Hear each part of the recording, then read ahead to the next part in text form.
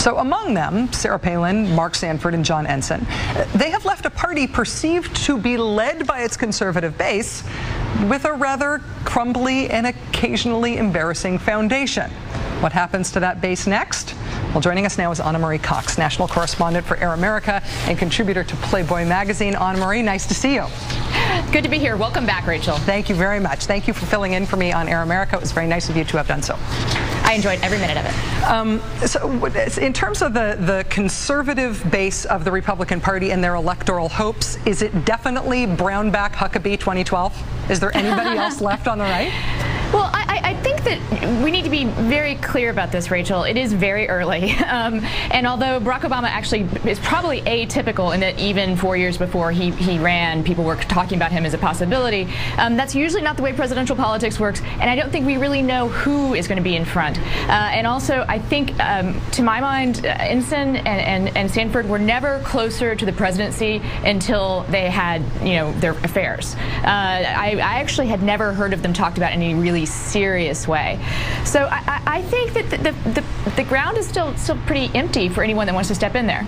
Well, the question, though, in terms of how somebody builds up leadership credentials in the Republican Party between now and the next election is, it's hard to understand how it works. I wonder if, apparently you start by resigning. That's the first step on the resume golden builder. path. Yeah. Well, what we're seeing, though, from all the people who appear to be Republican leaders, at least like the chairman of the party, for example, is that moderates are still really getting trashed. Even people like Tim Palin, who's sometimes praised as a moderate, when you ask him about it, he says, no, I don't think being a moderate is the future of the Republican Party. We have to be conservative, and even more conservative than we have been as yet. But I wonder if moderates in the party are weirdly being relatively empowered by these scandals just because it's not them who are quitting and getting caught stooping their staffers.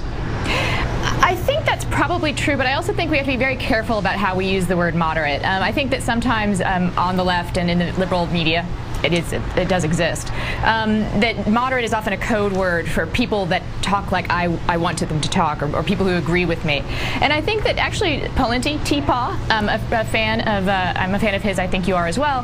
He is a conservative. He's just thought through his conservatism. And I think that's the thing that Republicans are going to have to do. A lot of the positions that Republicans hold these days that I disagree with, I think are fundamentally not conservative. I think don't ask, don't tell is not a conservative policy.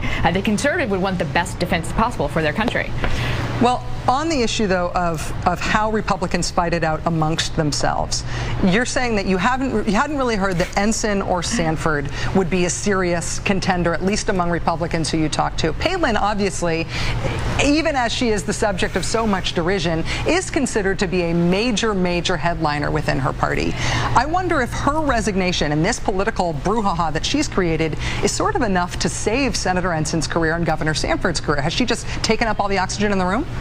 Well, I don't think that Ensign or Sanford needed Palin to help them in whatever remains in their career. Republicans are remarkably forgiving of other Republicans. And I think that Sarah Palin has provided an alternative to the Michael Jackson coverage for a lot of us, which is exciting. But other than that, I don't think that either the Ensign or the Sanford affair, unless Sanford just got even weirder, that whole story, regardless of politics, is fascinating, would have stayed in the national radar for very long. Again, they're not incredibly major figures. Sarah Palin is a major figure. She is a big headliner. I don't know how popular she is. Republicans that I talk to here in Washington tend to kind of sigh and roll their eyes when I talk to them. And a White House staffer I talked to today said he was planning on maxing out to the Sarah Palin campaign if she did run. Maddow and Cox, national correspondent for Air America and contributor to Playboy magazine and friend of the show. Thank you for coming on today. Good to see you. Thank you, Rachel.